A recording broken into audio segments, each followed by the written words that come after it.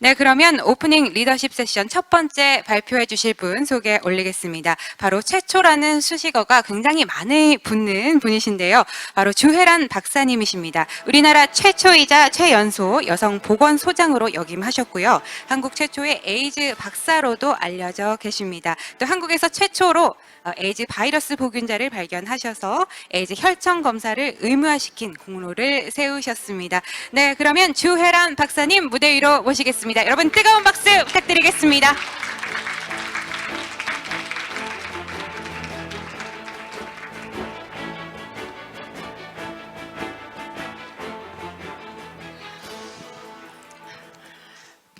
안녕하셨어요. 제가 조금 오른쪽에 우리 보건소장 회의 때 가다가 교통사고 입어서 조금 제가 불편한 모습을 보여드려서 죄송합니다.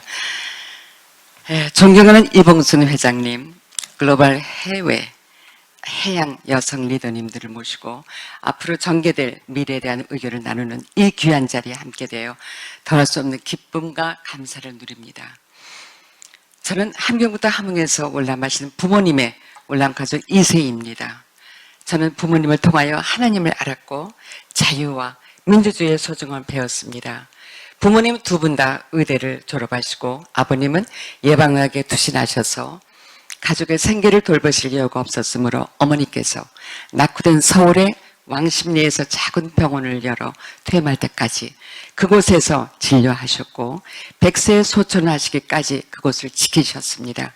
그 건물은 지금 아버님의 호를 따서 송정요양원이 되었고 기금의 일부를 아버님 모교인 고대에 기증하여 송정홀이 되었습니다. 건국 초기에 황무지 같은 예방의학에 투신하신 아버님은 의사로서 안락한 생활을 마다하시고 아프리카의 이스트 아프리카 WHO 고문관으로 활동하시면서 온갖 고생을 다하시면서 대단한 자부심과 긍지를 가지고 계셨습니다. 질병이 발생된 후에 치료보다 예방의학이야말로 국가의 부담을 줄이고 국민의 질병을 예방할 수 있는 가장 지혜로운 길임을 역설하셨습니다. 저는 어려서부터 음악을 좋아하고 성악가가 되는 꿈을 가지고 있었지만 아버님은 이 시대는 성악가보다 의사가 더 필요하다고 저를 설득하셔서 저는 아쉬움을 간직한 채 의대에 진학하였고 아버님의 영향으로 예방의학에 관심을 갖게 되어 석사학위는 유간다 캄팔라의 마킬레르 의과대학에서 최초의 플라이에 의한 슬리핑 시크네스로 석사학위를 받고 그다음에 에이즈 바이러스를 최초에 발견해서 일본 쇼아이과 대학에서 박사학위를 받았습니다. 의사로서의 수련을 마치고 마침내 26세 최연소 최여성 의사로서 첫 행보를 충북 옥천군 보건소장으로 시작하게 되었습니다. 그 후 경기도 의정부시와 서울 강동구 용산구 보건소를 거쳐 강남구 보건소를 끝으로 공직을 퇴직하기까지 20년 가까이 제 젊음과 열정을 불태웠던 보건소는 퇴직 후에도 잊을 수 없는 그리움의 대상이 되었습니다.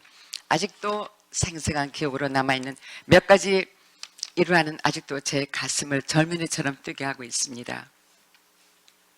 옥천군 보건소 재직 시에는 골수염으로 통증을 견디지 못해 제 다리를 잘라주세요 라고 울부짖었던 젊은이, 두 무릎에 절단된 상처에 치료를 못하여 벌레가 우글거리는 상태로 목발을 휘두르며 난동을 부리는 환자도 있었습니다. 77년도 의료보험이 시작되기 전에 농촌 지역은 그야말로 의료의 사각지대라고 해도 지나치지 않을 만큼 열악했으며 군 소재에 있는 읍내 한두 개 정도의 의원이 존재할 뿐 거의 무의촌이라 1년에 2차례 순회 진료를 받을 수 있는 정도였습니다. 선배 의사들과 보건소 직원들의 도움으로 급한 대로 소외된 환자들을 돕고 문제를 해결하면서 보람도 있었지만 도움을 주셨던 분들에 대한 감사함과 미안함도 잊혀지지 않고 있습니다. 충북에서의 많은 추억과 경험을 뒤로하고 경기도 의정부시 보건소로 옮기게 되었는데 의정부시는 미군 부대가 있어 율락 여성들의 성병 관리가 큰 문제였습니다. 전쟁 같은 일상이 계속되었습니다. 분노와 자포자기로 똘똘 뭉친 율락 여성들은 대화의 대상이 아니었어요. 너와 나는 같은 나이에 같은 여자인데 왜 너는 의사이고 보건소장이고 우리는 창녀이냐 하고 악을 쓰면서 검진을 거부하고 난동을 부릴 때는 처음에 충격과 놀라움이 컸지만 생각해보면 그들도 꿈 많은 소녀였을 텐데 가난한 부모를 만난 죄로 원하지 않는 직업에 종사하는 심정이 이해가 되었습니다. 그래서 비참한 각오로 비장한 각오로 세면 도구만 챙겨 검진 수용소에서 그들과 함께 숙식을 하면서 친구처럼 대해주니 처음엔 비웃고 배척했지만 차츰 저의 진심을 이해하고 나중엔 언니 동생 하면서 잘 따르게 되었습니다. 그리고 무엇보다 보람된 있었던 일은 미국 방역사령부와 한미행정협의를 결성하여 율락 여성들의 인권보호, 국제적인 성병과 숙반서 약물에 대한 정보 교환, 혼혈화 입양 등에 대한 대책을 논의하고 협력하였는데 이 협의회는 현재까지 전국의 미군 주둔 지역에서 잘 운영되어 있고 있어서 참 큰 보람을 느끼고 있습니다. 의정비 보건소에서 활동이 인정되었는지 뜻밖의 서울시로 오게 되었고 강동구 보건소장을 잠시 거쳐서 미 8군에 주둔하고 있는 용산구 보건소장으로 부임하게 되었습니다. 이것도 미군이 주둔하고 있는 지역 특성상 율락 여성들이 많아 성병 관리가 중요한 문제였습니다. 의정부시의 경험이 많은 도움이 되어 어렵지 않게 미 8군 방역사령부와 한미행정협의회를 결성하고 적극적으로 운영하였으며 율락 여성들에게는 자치회를 만들었습니다. 의정부에는 의정부 자치회, 동두천에는 민들레 자치회, 또 용산 지역에는 개나리회, 그다음에 이태원에는 장미회라는 그런 이름으로서 이름을 주어주고 자율적으로 검진받고 장래에 대한 꿈을 갖도록 유도했었는데 계속 유지되고 발전하여 현재는 개나리회, 용산의 개나리회는 한소리회라는 이름으로 동남아 지역의 불우 여성들의 인권을 대변하는 단체로 활동하고 있습니다. 용산구 보건소에 근무할 때 미 8군 방역사령부와 일주일에 한 번씩 항상 팀 미팅을 했습니다. 7시 반에 시작합니다. 그런데 하루는 갔는데 방역사령관 커널 다카프지 테이블에 시다라는 글이 있었어요. 타임즈 그 커버 스토리에. 그래서 What you mean 시다? 그러니까, Helen, this is AIDS, Acquired Immune Deficiency Syndrome. 그런 얘기를 해서 저는 생소한 단어를 보고 이 새로운 용어에 대한 토론과 정보 교환을 하면서 평택에 흑인 병사 하나가 에이즈 혈청 검사 반응에 양손으로 나왔다는 정보를 듣고 바로 월트리 병원에다가 바로 이런 합동 역학 검사를 할 수 있도록 제가 편지를 보냈습니다. 3주 후에 미국에서 6명의 의사들이 파견되어 용산구 보건소 합동으로 용산 지역을 비롯한 전국에 미군들이 주둔하고 있는 평택, 안장리, 문산, 동두천, 의정부, 우리 용산, 포항 합해서 6개 지역에 457명의 혈청 검사를 실시한 결과 그중에서 1명이 평택 지역의 흑인 병사와 동거하는 율락 여성이 에이즈 혈청 검사에 포지티브로 나왔습니다. 1985년 미군이 주둔하고 있는 동북아 지역에서 최초로 에이즈 보균자 확인된 것입니다. 이를 계기로 미국에는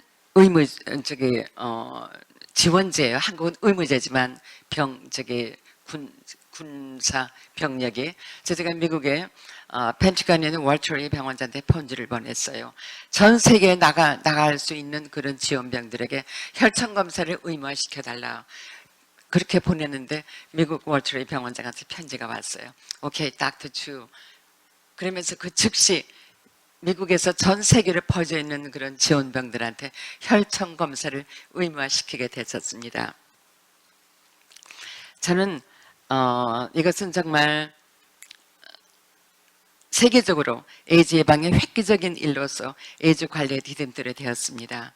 에이즈는 어느 한 지역에 국한된 문제가 아니라 세계의 문제임을 이해하고 발빠르게 대응해준 미국 방역 당국과 월트리 병원장께 감사하는 마음이 매우 컸습니다. 그런데도 뜻밖의 오히려 그쪽에서 감사의 뜻으로 미 8군 방역 사령관을 통해서 용산구 보건소 전 직원을 한국 다 초청해서 정말 미8군의 성대한 파티를 열어주었고, 그 일을 계기로 외신 기자들에게 주목을 받아 한국 에이즈 현황과 방역 대책에 대해 설명한 기회가 있었고, 이어 The London Times, French Economic, 플란스 르몽, 워싱턴 포스트, 그런데 인터뷰함으로써 한국의 에이즈 관리가 선진국에 떨어지지 않는다는 점도 않는다는 인정을 받은 것도 저의 뿌듯한 기억으로 남아 있습니다.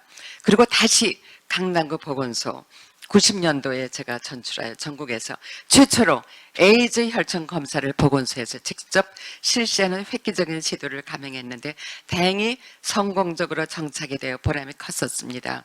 그 전까지는 보건소에서 채취한 혈액을 NIH 국립보건에 의뢰하여 결과가 오기까지는 상당한 시간이 소요되는데 검진 대상자들의 불만이 컸었고 에이즈 관리의 문제점으로 제기되어 있었습니다. 상부에 건의하고 협의한 끝에 과감하게 보건소 자체 검사를 실시했고 능률족이라는 인정을 받아 전국으로 확대 실시하게 되어 강남구 보건소는 우리나라에서 최초로 에이즈 검사 교육 및 견학기관으로 선정되어 업무량은 늘었지만 매우 보람도 있었습니다. 이런 정보가 미국에까지 알려져 그것을 계기로 조지 워싱턴 대학에서 비지팅 스칼러로 또 방문 교양 교수로 재직하게 되었고, 또한 미국의 NIH의 에이즈 역학 담당관으로서 일하게 되었습니다. 또한 미국의 하워드 대학에서 한인 사회와 흑인 사회의 화합을 위한 활동에 적극 참여했습니다. 그 당시는 제가 하버드 대학을 전혀 모르고 있었어요. 근데 하버드 대학의 동창회 회장이 셔런 프레드 켈리라는 여성이 그때 당시 보궐선거가 있었어요. 그것도 미국에는, 워싱턴에는 거의 다가 아시다시피 90% 이상이 아프리칸 아메리칸, 그리고 또 교회도 바프티스트 처치, 침례교회로 되어 있었어요. 근데 하루는 제가 바프티스트 처치에 갔는데 여러분 잭슨 목사님이 연설을 잠깐 하셨어요. 그리고 그 이후에 인사를 했는데 저를 끝나고 나서 하버드 대학을 가자고 그래요. 그래서 저는 비행기 타고 하버드를 생각했어요. 그런데 No, it takes 5 minutes from here. 그래서 제가 갔었는데 거기서 셔런 프레드 켈리, 그분이 이번에 메이어 워싱턴 DC 최초의 여성 시장이 이제 선거인데 닥터주가 에이시안의 담당의 선대 본부장을 맡아줄 수 있겠냐고 그래서 제가 예스 했죠. 그래서 다행히도 그분이 워싱턴의 그 최초의 세계에서 최초의 여성 시장에 당선되었습니다. 저는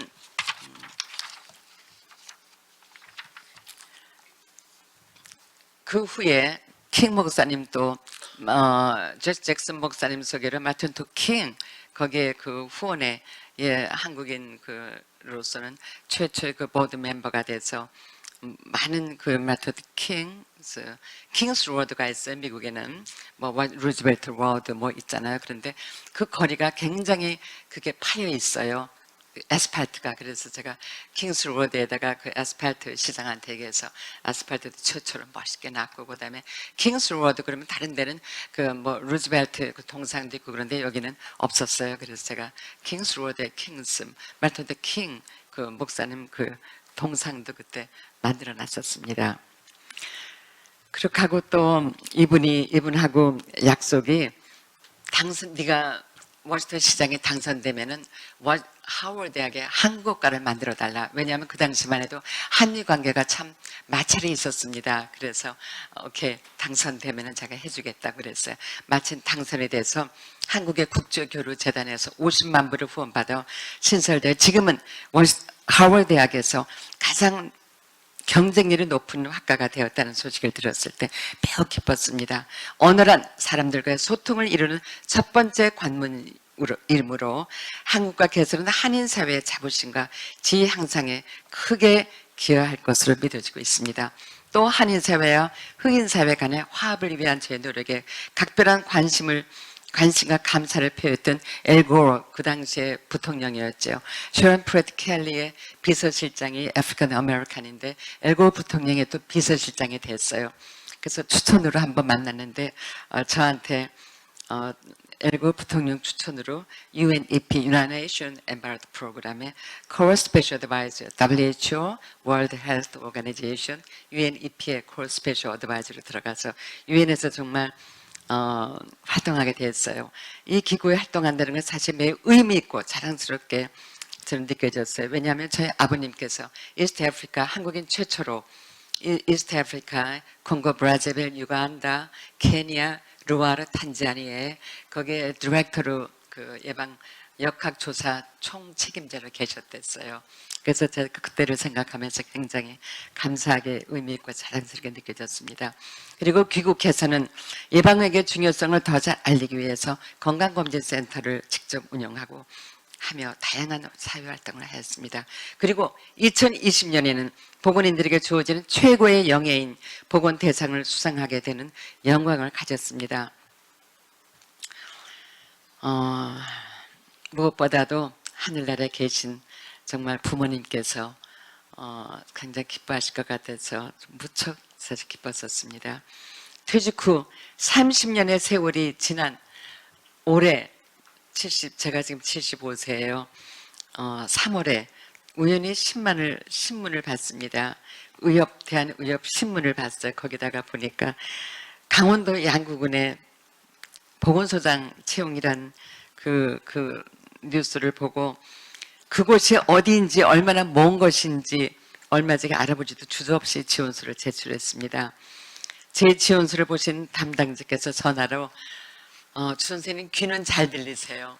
왜냐하면 제가 75세이기 때문에 지팡이 없이 2층을 올라갈 수 있어요. 목소리는 젊으신 것 같은데 라고 물으셨어요. 그리고 서류 심사에 당선이 되어 면접을 또 실시했습니다. 면접 시간에는 1시간 반 동안 제가 질문을 안 해요. 면접 선생님 5분인데 질문 안 해요. 그래서 선생님 왜 질문을 안 하세요? 저는 선생님들이 저를 누구라는 걸 아시지만 저는 선생님들이 I don't know who you are. 어떻게 질문을 뭐 한 분 한 분의 질문에 5분 10분 답변 시간이 있습니까? 아니래. 박사님 영광스럽게 생각하고 말씀 그냥 해주세요. 그래요. 질문이 뻔하잖아요. 왜 여기 75세 돼서 여기 어플라이 했는지, 되면은 이 지역을 위해서 무슨 보건 활동을 하는지 뻔하잖아요. 그래서 제가 질문하니까 바로 그거래요. 그래서 1시간 45분 동안 질문을 했어요. 질문을 답변하면서 마음이 편하더라고요. 저를 꼭 임명시켜줄 것 같더라고요. 나이는 숫자에 불과하다고 제가 느꼈습니다. 그래서 정말 6월 15일 날 제가 임명장을 받았습니다. 강원도 양구군은 한반도의 정중앙에 위치하고 있는 곳으로 전국 군 지역에서 서울의 1.7배나 되는 가장 넓은 면적을 갖고 있으며 인구는 2만 1,000명의 정도로 인구 소멸 지역이에요. 올해 애기 한 명도 안 낳습니다. 양구에 오시면 10년 젊어집니다. 아까 누가 저보고 왜 이렇게 젊으세요? 그러셨는데 한번 양구를 찾아주시거나 인터넷을 검색하시면 확인할 수 있습니다. 얼마나 양구가 살기 좋은 곳인지. 양구는 북한과 접경하고 있고 DMZ 내에는 생태계가 완전히 보존하고 있으나 병원군의 온상지가 될 수가 있으므로 전염병 감시 대상 지역이기도 합니다. 그래서 보건소장 협의를 통하여 새로운 질병의 발생에 대한 정보 교환과 협력을 통해 새로운 전염병을 감시하고 있습니다. 그리고 넓고 청정한 숲을 통하여 국민의 건강을 향상시킬 수 있는 방안을 모색하고자 보건의료계 전문가들을 초빙해서 청정한 숲을 활용한 국민 건강 증진 심포지엄을 개최하였고 그 결과를 정책에 옮기기 위한 후속 작업을 지금 추진 중에 있습니다. 돌이켜보면 많은 역경과 시련이 저의 삶을 흔들고 괴롭혔지만 저는 좌절하지 않고 도전하여 극복하였고 그것은 보람으로 남았습니다. 지칠 줄 모르는 저의 도전 정신과 열정은 저의 부모님께서 물려주고 키워주셨다고 생각합니다. 아버지께서는 의사로서 삶을 가르쳐 주셨고 어머님께서는 하나님에 대한 깊은 신앙심의 모습을 보여주시면서 제 삶의 고비 때마다 한결같이 든든한 버팀목이 되어주셨으며 제가 시련을 당할 때마다 이 또한 지나가리라 라는 다윗의 좌이명으로 저를 깨우쳐 주셨습니다. 그것은 저를 긍정적으로 변화시켜 주었고 평생 삶의 지침이 되었습니다. 기쁨도 시간이 흐르면 지나가듯이 고통과 슬픔도 견디면 지나간다는 진리를 체험하면서 매사에 긍정적으로 생각하게 되었습니다. 저는 이 긍정적인 마인드를 오늘 참석하신 모든 분들과 함께 공유하고 싶습니다. 그리고 국가와 사회가 나에게 무엇을 해주었는가를 생각하기 전에 나는 과연 국가와 사회를 위해 무엇을 했는가를 먼저 생각하는 이 질문은 모든 진정한 리더들의 공통된 생각이라고 생각합니다. 그러므로 저는 이 질문을 모든 국민의 생각으로 확산시켜야 한다고 생각합니다. 리더는 특정한 사람만이 되는 것이 아니라 누구나 누군가에게는 리더가 될 수 있기 때문입니다. 이 질문을 가슴에 두고 있는 한 내 탓이요 공방은 사라질 것이며 그러한 사회가 바로 우리가 진정으로 바라는 사회의 모습이기 때문입니다. 제가 가장 존경하는 두 분, 김동길 교수님과 김영석 교수입니다. 얼마 전에 의학의 발전과 타인을 위해 모교 연세대 의대 해부학의 시신을 기증하신 한 달 되셨죠. 김동길 교수님과 102세 녹장을 과시하면서 우리에게 잔잔한 감동과 삶의 지혜를 주시는 김영석 교수님입니다. 이 두 분의 공통된 말씀을 전해드리면서 저의 브리핑을 마치겠습니다. 인간은 무언가 남을 위해 일할 때 성장하고 발전하고 행복해진다. 이상의 주애란의 열정과 도전 정신을 많은 사람들과 공유하기 바랍니다. 저희 두서없는 말씀을 경청해 주셔서 정말 감사합니다. 감사합니다. 됐습니까? 네. 네, 좋은 발표 감사드립니다. 네, 오늘날 우리나라의 의료 시스템을 생각해보면 굉장히 발전돼 있지 않겠습니까? 지금의 수준까지 이렇게 끌어올릴 수 있었던 것이 바로 박사님과 같은 리더분들의 헌신과 노력 때문이었다는 생각이 듭니다. 저희 곧 이어서 토론이 진행이 될 텐데요. 좌장님과 패널분 그리고 또 박사님까지 나중에 함께 모셔서 저희 진행을 해보도록 하겠습니다. 네, 나중에 올라오실 때 저는 꼭 이 질문을 한번 해보고 싶어요. 아, 그 에너지의 원천은 뭘까? 박사님께서 정말 계속해서 이렇게 지치지 않고 노력하시는 그런 에너지가 굉장히 부럽습니다. 네, 저희 지금 세팅이 되고 있는데요. 세팅이 되면 바로 모셔보도록 하겠습니다. 저희 준비되는 동안 오늘 함께 해주실 패널분 그리고 좌장님 소개 올리도록 하겠습니다. 네, 우선 좌장에는 제가 굉장히 존경하는 분인데요. 네, 유정임 뉴스원 부산 경남 취재본부 대표님 그리고 패널로는 우경아 TPO 사무총장님 함께 해주실 예정입니다. 그리고 발표해주신 주애란 박사님까지 지금 무대 위로 모시겠습니다. 여러분 뜨거운 박수로 맞이해주시면 감사하겠습니다.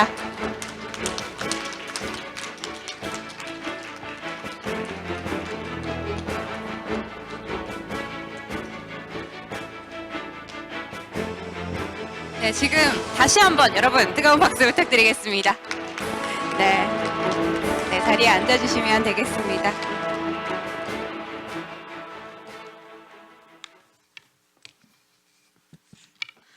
앉아서 인사드려도 괜찮은 거죠? 네, 쓰면 고개 아프실까봐. 네. 뉴스원 부산 경남의 대표를 맡고 있는 유정임이라고 합니다. 저는 제가 세상에서 에너지 하면 이렇게 파워로는 빼놓을 수 없는 사람이라고 자부하고 살았는데 오늘 완전히 온맥이 죽어 있습니다. 주 박사님을 보니까 완전히 기가 죽어요. 그리고 또 하나 기가 죽으면서 얻은 새로운 또 마음이 있습니다. 도전. 앞으로 더 열심히 살아야겠다.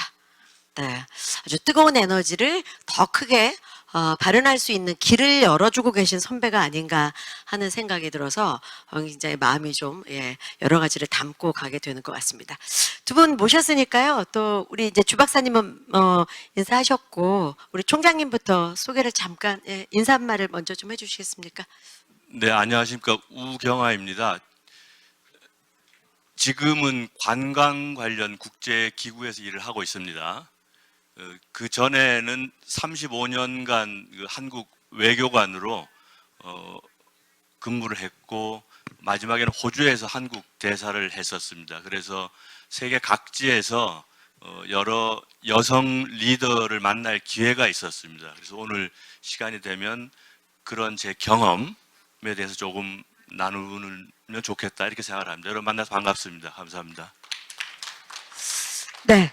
이제 본격적인 얘기를 좀 이어가 보도록 하겠습니다. 오늘 여성들의 이제 리더십 포럼이기도 하고 뒤로 갈수록 이제 해양 쪽의 이야기를 깊이 있게 들어가게 될 것 같습니다. 지금 얘기는 일반적인 여성 리더십에 관한 얘기를 먼저 풀어보는 시간을 좀 가질 텐데요. 제가 이제 취재를 다녀보면 요즘 변화를 굉장히 많이 느껴요. 예전에는 부서에 취재를 가면 정말 몇 년 전만 해도요, 커피를 내다 주시는 분들이 거의 여성이었습니다.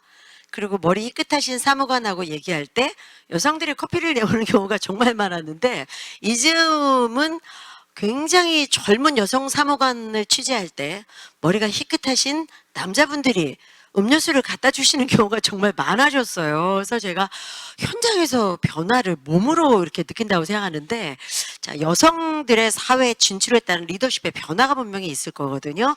주 박사님은 정말 그 어렵고 힘들었던 여성 드물었던 시대부터 쭉 살아오셨잖아요. 어떻게 변화를 느끼십니까? 실제적으로요. 마이크 쓰시면서 말씀해 주십시오. 알겠습니다. 실제로 변화 느낀 것은 저는 제 개인적으로는 제가 의과대학 졸업할 때 저희 아버님께서 유엔에 계시면서 졸업식에 오셨어요. 왜냐하면 6년 만에 의과대학이 되는 겁니다. 저는 9년을 했어요.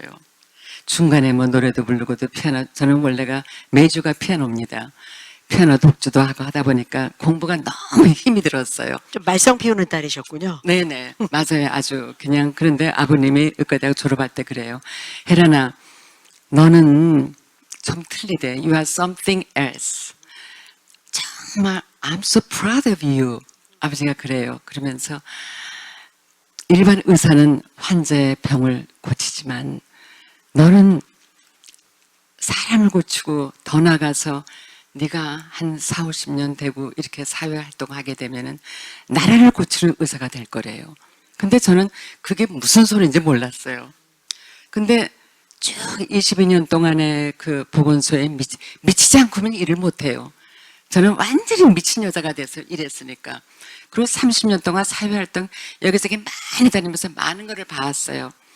미국 전 세계를 다니면서 했는데, 제가 2년 전에 대한민국의 의료 봉사장 받을 때 쭉 봉사 받으려면은 그동안에 활동한 사항이 40년 동안 다 갖고 있어야 되고, 한 5, 6개월 동안에 제가 늦기 전에 대한민국에서 최고의 한번 의료 봉사장을 받아보자 해갖고 그 서류를 세상에 수첩을 하나도 버리지 않고 다 갖고 있었더라고요, 제가.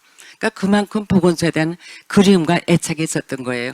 버릴까 하니까 보건소 옛날에 70몇 년도 일어나서 우리 직원하고 찍은 사진, 그 양공주 언니들하고 찍은 사진. 안 돼요, 이거는. 그래서 나중에 이거는 뮤지엄을 하나 만들어서 놓자. 그런데 그걸 보고 제가 대상을 받았잖아요. 그 후에 보니까 제 삶이 역시 누굴 위해서 봉사하면서 그때 여성들이 역시 커지는 걸 느꼈어요. 제가 보건소에 20몇 살에 시작할 때 보건소에서 많은 변화를 요구하고 보통 소장이 같은 나이가 되면 어려서 제가 보건소장이 됐잖아요. 근데 그런 분들은 이렇게 지가 잘나요, 얼마 잘나, 서울에서 부모 잘 만나서 그런 직원들은 그래도 열심히 뭔가 배우려고 뭔가 변화를 갈구하는 여자들은 다 서울시 보건소장 지금도 하고 있어요. 그때 당시 말단이잖아요. 그래서 제가 역시 자기 자신의 발전을 위해서 저는 그렇게 생각해요. 지금까지 남하고 싸운 적이 없어. 내 자신과의 싸움. 왜가 안 되지? 밤새고 해요. 응? 그러다가 최선을 다할 때 얻잖아요. 그러면서 하루하루를 제가 지내왔어요. 하루하루를. 네. 그러면서 얼마나 그 변화를 제가 지금도 느끼고 있죠. 지금 변화를. 후배들 보시면 참 좋은데야 이런 생각 하시겠어요? 여성 후배들 보시면? 그럼 요새는 나이가 이제 75세 제가 됐잖아요. 보건소장. 신문에 내고 최고령 보건소장. 어디 가면은 저를 자꾸만 대접하려고 할머니처럼 이렇게 해요. 그러니까 더 청바지 찢어진 것도 있고. 예. 저녁 때 모임 갈 때는 젊은 좀 흉내 내려고 머리도 풀어 헤치고 뭔가 우리가 나이 들었다는 게 자랑이 아니에요. 젊은이들 얼마나 멋있어요. 똑똑하고 보통 앞서가는 게 아니라 얘네들한테 많이 배워야 됩니다. 저도 진짜 많이 변화하려고 무척 노력하고 있어요. 네. 이 젊은 후배들한테 굉장히 힘을 좀 주실 수 있는 과거로부터 지금까지 변화를 조금 말씀해 주셨는데 이 말씀 듣고 계신 우리 총장님 이렇게 들어보시면 따님이 있으시다 그러셨잖아요. 네. 외교관이라는 곳도 여성들에게는 과거에 이렇게 열린 곳은 아니었다라고 생각하거든요. 어떤 변화를 느끼십니까?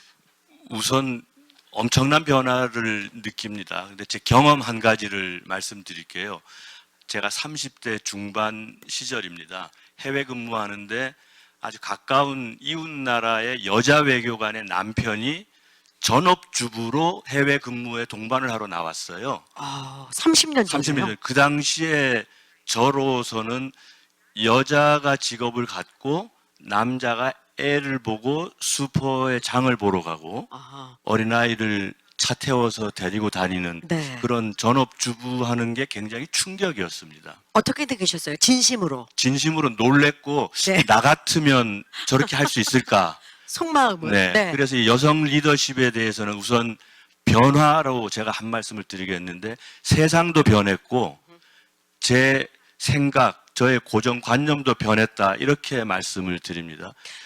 네. 그래서 조금 지난 시점에 저희 한국 외교관 후배가 결혼을 하는데 남편이 직업이 있었어요. 민간 부문의 직업이 있었는데 금방 그 직업을 남편이 그만두고 이제 여성 외교관을 서포트하는 걸로 바뀐 거를 실제로 봤습니다. 외조하시는 걸로. 외조하는 걸로. 그래서 지금 이 리더십이라는 것이 이제는 젠더, 이 여성 남성의 문제가 아니라 가정 안에서도 여성이 가장을 할 수 있다.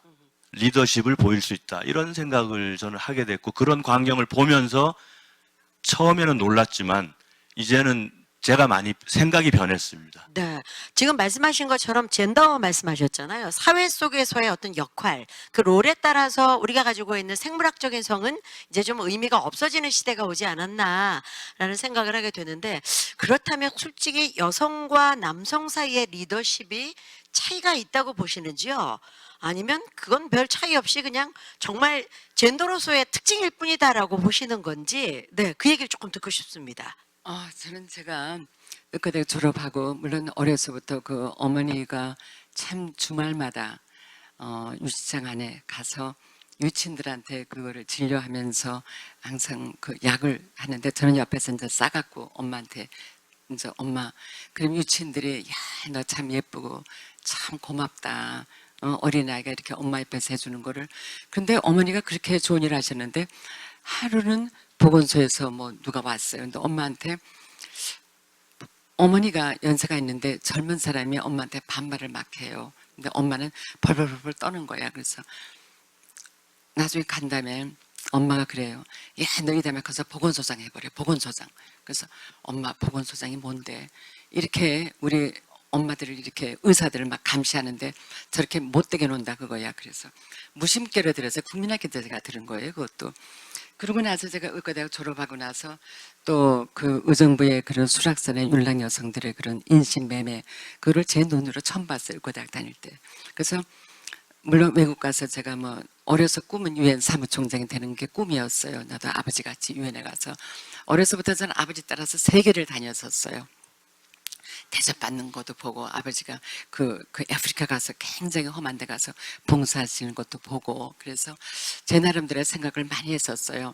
근데 의과대학 딱 졸업하고 나서 보니까 보건소장 그렇게 어머니 그거부터 알고 한국의 뭔가 사회 문제를 알고 내가 외국 가서 이렇게 활개를 치는 게 나을 것 같아요. 그리고 또 나이도 있고 그래서 보사부를 갔어요. 의사면허 패스했으니까 의료면허증 갖고 여자로서 보건지소, 보건소장을 좀 시켜달라고 그러니까 여자가 무슨 보건소장이냐고 그래요. 그래서 벽에 보니까 333 세 자녀를 아들, 딸 구별하지 말고 30세나 잘 기르자. 선생님, 저 캐치플레이스가 뭐 패밀리 플래닝 캐치플레이스 저 뜻이 뭐예요? 그러니까 우린 모르는데 장관실에 가서 물어보래. 보사부에서 위에서 지침 내려서 벽에 붙인 것뿐이래. 그 또 그것을 몰라요. 그래서 내가 선생님 저 보건소장 가고 싶어요. 한국 일병에 무위면이 많다는 게 나왔어요. 그 신문도 보여줬어요. 이런 거는 남자가 가지 여자가 가서 죽는다 그거야. 그래서 줘도 좋으니까 발령 좀 내주세요. 그 의료정책과로 가래. 그래서 과장님한테 가서 계속 얘기했지. 아유, 자네같이 의사 돼서 예쁜 여자는 시골에 가서 보건소장 하는 거 아니라고. 어디 대학병원에 가서 인턴이나 하고 뭐 돈이나 벌래요. 그래서 어떻게 보사에서 이런 얘기를 할 수 있을까? 6개월을 제가 다녔어요. 6개월을. 근데 마침내 이제 그 의정국장 방에 가서 너 기자가 하도 이상한 여자가 매일같이 출근하고 보건소장 보고 그 신문 그 다 누들누들 떨어진 거를 가서 또 보여주고 하니까 한국일보에 나섰어요. 한국 기자한테 나 이런 데 좀 보내줄 수 없냐고 그러면서 아유 의정국장 방에 또 가버려요. 의정국장 방에 갔어요. 그러니까 국장님이 저 미친 여자 또 왔니? 그래서 내가 그 비서보고 들어가서 국장님 저 미친 여자 아니에요. 의사 고시 패스, 고대 의대 졸업하고 패스했는데 왜 의사인데 무임면허도 이거 왜 발령 안 해줍니까?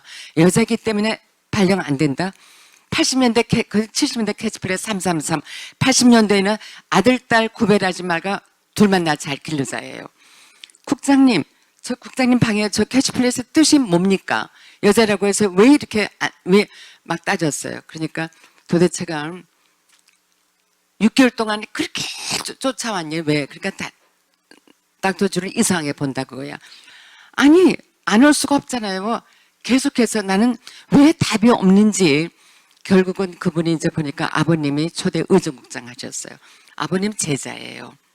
WHO에 아버지가 계시다는 거를 제가 말씀드렸어요. 저도 한국에서 보건소장 하면서 WHO에 앞으로 그 레저널 디렉터로 가고 싶다고 그러니까 누구냐? 그래서 주인호 그러니까 처음부터 왜 그런 얘기 안 했냐? 그러면 국장님 빼겠으면 되고 빼고 없으면 안 되는 겁니까? 제가 또 따졌어요. 그래갖고 약간 뭐 일주일 만에 난 게 이제 충청부터 청군 현도면 6개월 만에 또 옥천군 보건소장 그 이후에 또 의정부시 보건소장 해서 그랬는데 정말 그 당시에 제가 정말 못했으면은 여자 보건소장이 한 명도 탄생 안 할 거예요. 그러니까 제가 밤새고 가서 농촌 지도소 자리를 맨 처음에 줬어요. 그래서 그 볏집을 다 꺼내갖고 다 그 당시도 불살려도 괜찮을 때예요. 면에 그 다 불살려버리고 아스탈 깔고 한일 펌프를 놓고 보건지소에 면무를 해갖고 그다음부터 뭐 안 되니까 의료보험 시작되는 데예요. 근데 계속 OC야, OC. 진짜 아픈 사람들은 길거리에 우리가 장날에 가면은 뭐 아픈 사람들은 의료보험 카드가 없어. 그래서 제가 면장님한테 얘기하니까 그런 거 따지지 말고 그냥 왜 그러냐 또 하단 말이야. 그래서 충청음에 이제 글을 썼어요. 그게 이제 그게 돼갖고 옥천군 보건소장으로 갔어요. 그러니까 여성들이 뭔가 저는 그런 어떤 문제 의식을 갖고 우리가 일을 해야 됩니다. 가장 중요한 게 왜? 전 지금도 길 가다가 보면 왜? 지금 팔이 아프고 그러지만 꼭 문제 의식을 갖고 지금도 잠 못 잘 때가 많아요. 와, 박수 한번 주셔야 되는 거 아니세요? 아, 주 박사님 말씀 듣고 보니까 여성 리더십을 우리가 얘기할 수 있는 최초의 길을 열어주셔서 오늘 또 이런 무대가 가능하지 않았나. 미친 듯이 매달려라. 포기하지 말고 졸라라. 절대 포기하지 마. 네. Never give up. 네, 끝까지. 준비된 자에게는 반드시 기회가 옵니다. 자, 저처럼. 네, 이런 리더십이 현장에서 정말 여성 리더십의 전형이라고 총장님이 보시는 걸까요? 네, 100% 공감하고 있습니다. 네. 평소 존경하는 주 박사님 이렇게 뵙고 말씀드리니까 제가 너무 오늘 잘 왔다 생각을 합니다. 사실은 여성이 들어간 행사에 올 때 조금 주저했었는데 뭐 왜냐하면 무서우세요? 무서워서요. 네. 근데 이런 생각 자체를 제가 바꾸고 있다는 게 제가 변화하고 있는 것이고 아까 진행자 처음 말씀하신 이 리더십에 여성과 남성의 구별이 있는가에 대한 저의 대답은 아니라고 생각합니다. 네. 이제 개인이 가진 리더로서의 역량이 중요한 것이지 그 리더가 여성이냐 남성이냐는 의미가 없고 그 군 부대 하나 예를 들면 이 세상이 다 무서워하는 커다란 폭격기를 조종하는 여성 조종사의 체구가 굉장히 자그마한 사람이 있습니다. 그래서 그런 분을 아는데 밖에서 볼 때는 그 나라의 큰 비행기이지만 그 비행기를 조종하는 파일럿은 아주 조그마한 여성이거든요. 그것도 저는 리더라고 보는 겁니다. 그래서 여기서 마이크 잡은 김에 리더 얘기를 하면 여성, 남성을 떠나서 미래의 리더들이 가져야 될 것을 제가 3가지 정도로 사실은 준비를 해왔어요. 그런데 준비 안 한 척하고 지금 말씀을 어쩐지요. 네. 드리는 건데 3가지 중에 첫 번째는 커뮤니케이션 능력입니다. 리더는 누구하고도 커뮤니케이션을 잘해야 된다. 자세한 것은 좀 생략합니다. 두 번째는 정말 중요한 건데 How to manage the intercultural conflict. 리더는 지금같이 이 글로벌화된 세상에서는 문화적 배경이 다른 여러 사람을 리딩해야 되기 때문에 서로 다른 문화권에서 온 사람들끼리 일을 하는데 거기에서는 반드시 컨플릭트가 있게 되어 있습니다. 그러니까 서로 다른 문화권에서 온 인플로이들을 어떻게 잘 리딩할 것인가 하는 게 두 번째 역량이고, 세 번째는 조금 더 멀리 보는 얘기입니다. 그건 저한테도 해당이 되는 거고, 이제 로봇과 AI, 기계들이 우리의 일터로 들어오고 있습니다. 그래서 BMW, 독일 자동차 회사의 실제 최근 사례를 제가 읽었습니다. 그 BMW 자동차 회사에서 어느 한 제조하는 공정에 사람과 기계, AI가 협업한 팀이 다른 사람만의 팀 또는 기계만의 팀 단독으로 하는 것보다 85% 이상의 프로덕티비티가 더 높았다라는 게 실증적인 자료가 있어요.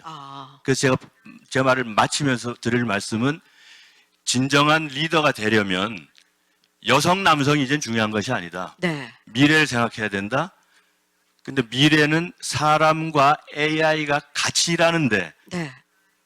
제가 제가 말한 두 번째는 다른 문화권의 컨플릭트를 어떻게 리딩할 것인가가 중요했는데, 미래에는 인간, 휴먼 비인과 머신, AI가 어떻게 컨플릭트를 잘 소화하면서 갈 수 있을지를 해야 이게 진정한 리더가 된다. 네. 경우에 따라서 나의 보스가 AI일 수 있거든요. 아, AI가 나를 평가해서 나를 승진시킬 수도 있고 네. 나의 연봉을 깎을 수도 있어요. 예. 그러네요. 그런 세상에 대비할 수 있어야 진정한 미래의 리더가 된다. 기분 나빠하면 안 되는 네, 거잖아요. 그렇습니다. 네, 예. 여기서 말. 네. 3가지를 일반화시켜서 이렇게 말씀해 주셨는데, 저희가 이제 잘한 것들은 다 이렇게 아시기도 하실 거예요. 그런데 두 분이 현장에서 일하시면서 내가 이 리더십을 갖추지 못해서 참 아쉬웠었던 그 점도 있으실 것 같아요. 어찌 보면 그런 말씀을 들려주시는 게 오늘 리더십에 관한 이야기를 서로 공유하고 듣기 위해서 오신 분들께는 또 다른 도움이 될 수도 있다고 보거든요. 저 개인적으로 굉장히 많은 그 언론사에서 일을 하면서 좀 더 멀리 넓게 보지 못했던 제 한계의 소통에 대해서 굉장히 후회하고 좀 반성하고 있거든요. 철저하게 내 앞의 일은 잘 관리하는 것 같으면서 조금 더 손해보고 더 멀리 보지 못했다. 이 리더십의 부재는 제가 늘 반성하고 앞으로 좀 고쳐가야 될 부분이라고 생각하고 있는 점입니다. 두 분께서는 내가 가졌던 리더십에서 조금 아쉬웠던 점, 후배 여러분들은 여기에 좀 주안점을 뒀으면 좋겠다, 주실 수 있는 어드바이스가 있으시다면 어떤 말씀?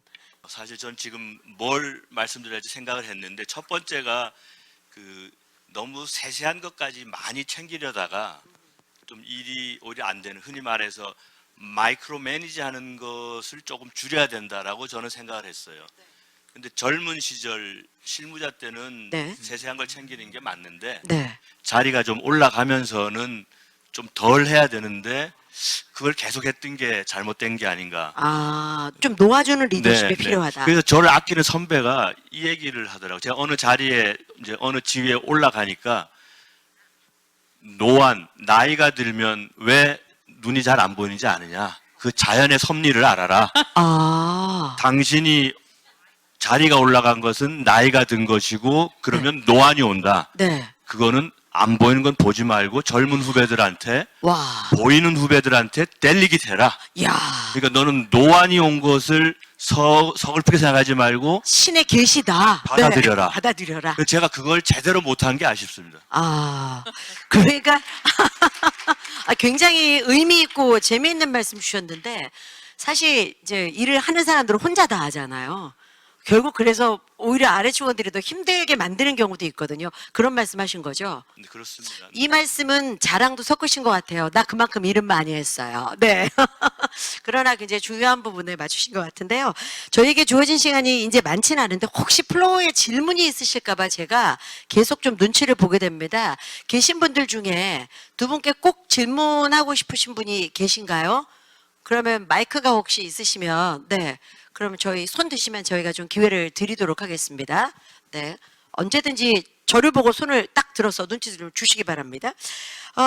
리더십을 가로막는 장애물에 대해서 조금 이제 시간이 얼마 없어서 여쭤보고 싶습니다. 뭐 많은 조직을 잘 이끌어가고 또 아주 좋은 현명한 전략 전술로 조직의 수장이 되고 이렇게 또 살아오신 실적을 만드신 두 분이신데요.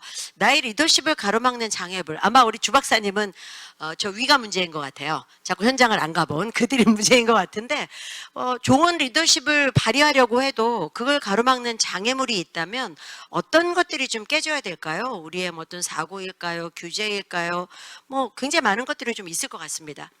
영어로 Chinese Wall이라는 표현이 있죠. 온라인 시대에 부서 간에 보이지 않는 칸막이, 결국은 조직인들은 나의 승진, 내가 프로모션 해야 된다, 나의 월급이 올라야 된다, 그러려면 나의 경쟁자들을 모르게 나 혼자 잘해야 된다라는 결국은 이기적인 생각이 전체 조직에 해를 끼칠 때가 있는데, 리더는 모든 구성원들이 그런 생각을 가지고 있다는 것을 전제로 그 보이지 않는 벽도 허물고 각자가 나의 승진, 나의 월급 올라가는 거를 잘 맞추면서 벽 허무는 노력을 해야 된다. 저는 그렇게 생각을 합니다. 총장님은 그런 노력을 위해서 하셨던 나만의 방법 같은 게 혹시 있으십니까? 뭐 지갑을 잘 연다? 노력은 해서 제가 점심 뭐 사고 하는 거는 잘 하는데, 정말이시죠? 네, 그런데 뭐 제일 실패한 분야가 바로 이 분야이기도 해요, 사실은.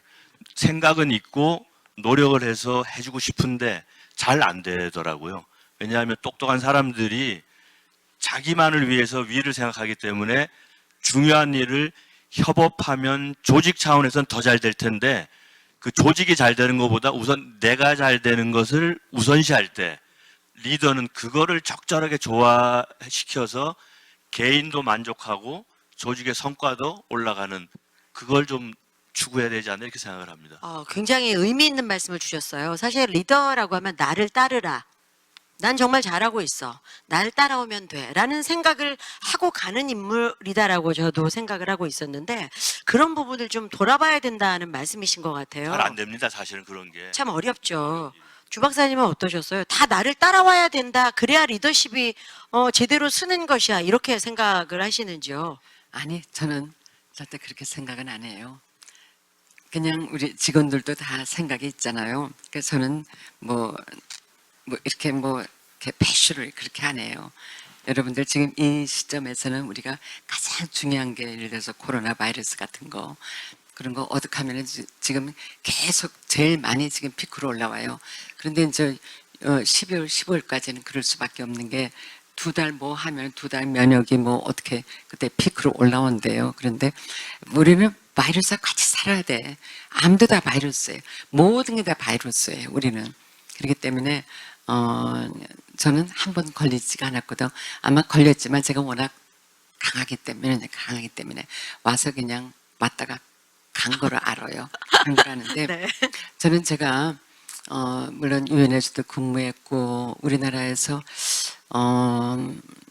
그때가 88년대인가 정원식 총리께서 지금 자꾸 하셨지만 환경 그때 리오 브라질 얼서밋 있었어요. 그때 이제 한국 우리 총리님이 참석하셔서 남북 금강산 개발 뭐 피스파크 평화공원 DMZ 안에 피스파크 그 공원 그거를 우리가 그 유엔에다가 건의한 적이 있었습니다. 근데 늘 제가 그 피스파크 DMZ. 저는 저희 양구에 DMZ이 있는지 몰랐어요. 펀치볼 DMZ 다 DMZ야. 그러니까 너무 아름답고 거기에는 별별 그거 뭐야 채소, 식물 뭐 우리가 못 보던 게 많잖아요. 근데 거기다가 우리가 한 170만 평이 지금 군부대에 나간 지역이 있어요. 야, 거기다가 앞으로 전쟁을 정말 우리가 억제시킬 수 있는 그거 하려면은 그런 프로그램 하나의 피스파크를 해서 스위스 제네바처럼 제네바 중립국으로서 그런 걸 잘하고 있잖아요. 우리 남북한 간에 이북의 남북한 간의 정치 지도자들, 학생 대표자들, 종교 지도자들, 뭐 그러니까 문화예술, 체육인들의 지도자들 만나서 하나의 그런 포럼 할 수 있는 장소를 만들면은 세계 우리 관광 전문가가 옆에 계시는데 세계 관광객들을 다 와서 이렇게 되면은 전쟁 억제에서 가장 중요할 것 같아요. 그래서 제가 오자마자 저는 너무 놀래갖고 그게 저의 바람이 꿈이고 제가 마지막 꿈이 그거예요. 보건소장으로서 저는 고향이 이북이라고 아까 분명히 말씀하셨잖아요. 남북 통일에 대해서 피스 전쟁 안 하고 어떻게 좀 이렇게 우리가 평화 통일될 수가 없는지 그거는 제가 저희 어머니께서 100세까지 살은 이윤 중에 하나가 혜란아 언제 통일되겠니? 90대부터 그랬어요. 엄마 2년 있으면 통일된대. 그러면 또 2년 되는데 안 됐대. 엄마 3년 있으면 확실히 될 것 같아. 95세 때요. 어머니가 97세까지 연천에서도 병원에 했어요. 야 이거 통일되면 연천이 이북하고 제일 가까운데 통일되면 야 여기서 바로 가면은 엄경도가 어머니가 함경도 영생여고를 나오셨어요. 김수련 선생님이 김장현 오페라단하고 제일 친했어요. 아직까지도 앉으면은 김수련 선생님하고 뭐 산에 뭐 잠자리 뭐 나비 잡은 얘기하면서 그렇게 그리워했거든. 결국 100세 어머니가 호흡곤란으로 2시간 못하고 돌아가셨어요. 그래서 저는 한이 맺혀서 어떻게 하면은 우리가 전쟁을 안 하고 평화 통일을 할 수 있는지 제 바로 밑에 의사지만 제가 마음속엔 그런 그림과 그런 꿈이 있기 때문에 제가 양구를 가서 저는 그걸 알아 어딘지도 모르고 갔는데 양구 가면 그게 있어요. 그러니까 늘 도의 정치 이반자들한테도 제가 건의하고 또 그 윗사람한테 뭐 대통령한테도 제가 건의문 냈어요.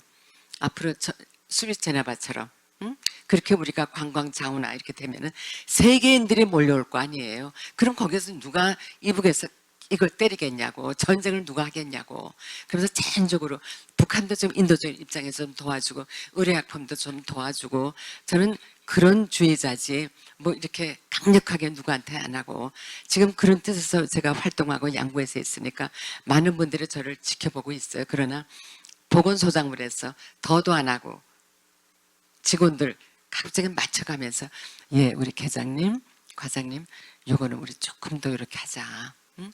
우리 양구 군민들이 이렇게 하면 얼마나 좋아하겠어. 그러면 네. 그러고는 아직은 안 했어요. 내년에 그 대답은 예산을 하셨고 대답은 했어요. 네. 맨 처음에는 마이동풍이에요. 저 여자 노인인데 75세인데 서기관 자리 하나가 굉장히 중요해요. 3명에서 하나를 내가 뺏었잖아요. 그러니까 하나 2달이 있으면은 저 여자는 내쫓고 우리가 이제 소장한다 그거야. 그런데 이제 보니까 완전히 와갖고 이제 또 피스파크 생각도 하고 별별 생각을 다 하고 앉아있고 전에 끝나면 가지도 않고 10시까지 아니 관사가 있어요. 서울 가급적이 안 와요. 관사도 있고 그런데 얼마나 아름다운지 그 진주 같은 이 보석을 한번 세계에 저는 알리고 싶어. 가장 경쟁력 있는 관광타운을 만들고 싶은 게 제 바람이거든요. 그러니까 이제는 알아 직원들이 진정으로 우리가 양구를 위해서 뭐 사과축제다 무슨 뭐 펀치볼에서 우리가 양구가 저 일교의 차가 심해서 사과가 우리나라 최고예요. 옛날에는 뭐 부산 그쪽 있는데 사과가 최고고 쓰레기 있죠. 바이타민데 우리 몸에 가장 좋은 쓰레기. 그다음에 곰치나물 축제, 뭐 멜론이고 과일이 약간 최고예요. 그러니까 그때마다 제가 서울에 막 세일하는 거를 알아. 그리고 한 45분 동안에 제가 간지 2달도 안 돼서 NBN에 45분 동안 누가 나오기로 했는데 코로나 걸려서 못 나온대요. 일주일 전에 연락이 와서 제가 생방송 나가서 양구를 피하라는 게 나왔거든. 그러니까 그다음부터는 제가 진정으로 양구 군민에 대해서 주소 다 옮겼겠다. 이제는 그래도 제 귀에 귀를 기울이려고 그래요. 그래서 아직까지는 큰 소리는 안 지고 윗분들한테는 군수님 이건 아니에요. 네. 또 지사님 이건 아닙니다. 그런 얘기는 하고 있어요. 지속적인 맥락이 있으세요. 위에는 큰 소리 치되 아래는 살살살. 아, 그럼. 함께 가는 리더십. 그럼 아니 이미 함께 가는- 사실은 주 박사님은 보건소정이라는 길을 가셨잖아요. 어떤 사람은 의사가 돼서 화려하게 내 삶을 위해서 돈도 벌고 명예도 가는 길의 리더십을 선택하지만 이미 대의를 위해서 굉장히 많은 다중을 위한 그런 리더십을 발휘하신 분이기 때문에 그것만으로도 충분히 이해가 가고 아까 저 발음을 깜짝 놀랐습니다. 영어를 너무 잘하시니까 시래기 이러셔서 저는 그게 뭔가 시래기입니다, 여러분. 이해하셨죠? 네, 양구의 시래기 그리고 아마 무총 있죠? 네, 무청. 예, 그거 얘기하시는 거세요. 아마 오늘 오셔서 양구 얘기 너무 많이 하셔갖고요. 네, 이미 양구가 홍보가 많이 됐습니다, 주 박사님. 이런 아니, 리더십이 어디 있습니까, 정말? 오늘 이 자리에 계신 여러분들을 제가 버스 대절해서 모시고 싶어요. 약속하신 거죠? 저희 그럼 갈수 있는 약속. 거. 우리 약속, 소피아 예. 강- 여러분 박수 치시면 다 같이 양구로 위에다 말씀하셔서 저희 네, 다 같이 소피아 강 회장님이 오시고 싶다고 그랬어요. 그래서 내가 봄에 따뜻할 때 제가 해갖고 곰치나물이고 뭐 과일이고 다 선물해 드릴 테니까 와. 제가 꼭 오세요. 오늘 오신 분들은. 이따 나가실 때 명단 남겨놓고 가시면 따로 연락을 좀 드리도록 네네, 제 하겠습니다. 명함 하나씩 다 드릴게요. 봄에 가면 되죠, 박사님? 네네. 지금은 너무 겨울에. 추워. 네, 영하 봄 선풍. 15도, 20도예요, 네. 지금. 알겠습니다. 얼마나 이 후배 여성들을 보면 하시고 싶으신 말씀이 많으시겠어요. 정말 어려운 시기를 이렇게 개척해 나왔더니 이렇게 새순처럼 자란 후배들이 열매 맺고 이 자리에 모였다는 게 아마 굉장히 감격적이시고 감사하죠. 마음이 참 좋으실 것 같다는 생각이 듭니다. 저희한테 주어진 시간이 이제 8분 정도밖에 남지 않았습니다. 혹시 있으신가요? 저희끼리 마무리해도 될까요? 총장님께 좀 여쭤보겠습니다. 네. 이제 저희 마지막 네. 마무리가 거의 들어갈 텐데요. 우리 굉장히 많은 멘토들을 보면서 리더십도 배우게 되고요. 좋은 리더에 대한 품성에 대해서 생각도 하게 됩니다. 어떤 리더십을 가장 존경하셨다거나 선배 멘토로부터 배우고자 노력했던 그런 부분이 있으셨을까요? 부드러운 리더십이 첫 번째인데 거기에는 배려가 포함된다고. 아까 생각합니다. 살살살살 이렇게 네. 말씀하신다는 그러니까 윗사람이 아랫사람의 업무 더하기 개인 사정까지 다 이렇게 배려해주는 그런 부드러운 리더십. 업무할 때는 엄격하게 하는 것도 괜찮은데 또 개인 사정으로 집안에 노 부모님이 편찮으시든지 집안에 무슨 어떤 일이 좋은 일이 있거나 할 때도 꼭 기념하는 일을 같이 해주는, 그러면서 업무가 같이 갈 수 있는, 그래서 저는 그걸 부드러운 리더십이 가장 좋은 거다 이렇게 생각을 합니다. 아까 말씀하신 커뮤니케이션의 측면에서 굉장히 중요한 부분이에요. 연결이 됩니다. 네, 그건 간섭하고는 좀 다른 일면이죠. 예. 간섭하고는 좀 다른데 선배들은 후배들한테 아무래도 가르치게 되거든요. 그런데 가르친다 그러면서 가르치면 효과가 덜하고 행동으로서 또는 배려심을 그냥 자연스럽게 가르치는 것이 가장 좋은 가르침이다. 저는 그렇게 생각을 합니다. 네. 자, 이제 한마디씩 듣고 마칠 시간이 더 된 것 같습니다. 저는 이제 전공을 정치의학을 했는데 정치학개론 1장에 배웠던 게 지금도 기억이 나요. 좋은 정치인은 권력과 권위 사이에서 망설이지 않고 권위를 선택하는 정치인이다. 파워, 권력은 힘으로 따라가게 하는 거지만 권위는 존경으로 나를 따르게 하는 것이다. 라고 배웠던 그 대목을 떠오르게 해주신 말씀이셨던 것 같아요. 누군가 나를 보고 그냥 스스로 배워서 따라오게 하는 것, 그것이 좋은 리더십이다라고 두 분이 말씀해 주신 것 같습니다. 자, 마지막 말씀을 좀 듣도록 하겠습니다. 주 박사님, 이 자리 빌어서 우리 또 뭐 여성 후배, 남성 후배 떠나서 인생의 후배들에게 앞서 리더십의 길을 열어주셨던 선배로서 꼭 이것만큼은 명심하고 살아갔으면 좋겠다 주시고 싶은 말씀이 있으실 것 같습니다. 제가 얼마 전에 우리 김영석 교수님의 강의를 한 달에 한 번씩, 김영석 우리 철학관이 있습니다. 양구에 꼭 참석하는데 교수님한테 제가 여쭤봤어요. 교수님, 살아가면서 가장 중요한 게 뭐예요? 그러니까 사랑이지, 사랑. 사랑으로서 난 누구하고 부딪혀 본 적이 없어. 다 상대방을 이해하려고 그러고 사랑으로서 감싸고. 교수님, 근데 교수님 아직도 이렇게 정정하세요. 103세인지 104세 되지. 이렇게 정정하세요. 할 일이 많잖아. 다음 주에는 대구 가서 또 강의해야 되고 또 글을 써야 되지. 할 일이 있는 사람이 걔는 나는 계획이 머릿속에 다 돼 있대. 죽을래야 죽을 시간이 없대요. 그러면서 우리 주소장님들 75세 온 거를 너무너무 하나님의 축복 주신 거를 알고 있어. 열심히 해. 너무너무 감사하죠. 또 얼마 타계하신 우리 김동길 교수님. 제가 3월 달에 가서 말씀드리니까 야, 혜란이 취임할 때는 내가 가서 축사해 줄게. 그런 말씀이 가장 그 교수님도 그래요. 야, 화 잃지 않네요, 교수님. 물론 대학교 총장할 때는 뭐 데모할 때는 뭐 화를 낼지 몰라도 제가 32살에 교수님을 만났어요. 그 다음부터 교수님 강의도 듣고 뭐 많은 모임에 갔지만 화내는 얼굴을 본 적이 없거든. 또 일본에 우리가 계속 수학여행 떠나요. 한 뭐 열 몇 명 교수님 좋아하는 분들하고 같이 일찍 화한대. 교수님 어떻게 이렇게 화를 안 내요? 다 사귀지 그러려니 해지. 너도 내 나이 되면은 그러려니 한다. 응? 그러니까 여러분들 주위에 있는 이제 얼마 있으면은 이제 22년도 다 갑니다. 정말 나보다 더 이렇게 못한 사람들 챙겨주시고 사랑으로 보듬어 주시고 오늘 정말 이런 자리에 물론 강소피아 회장님께서 저를 초청해 주셨지만 너무 감사해요. 제가 참 내가 과연 그 리더로서 오늘 발제자로 나가서 얘기할 수가 있을까 했는데 여러분들 조용히 들어주시는 거 보니까 굉장히 좀 뭔가 서로가 이렇게 소통이 된 것 같아요.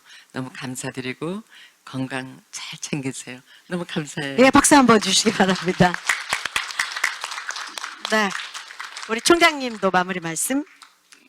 네, 저는 제가 부족한 게 많으니 한 100년 전 외국 석학의 어떤 말씀을 나누면서 마무리 인사를 드리겠습니다.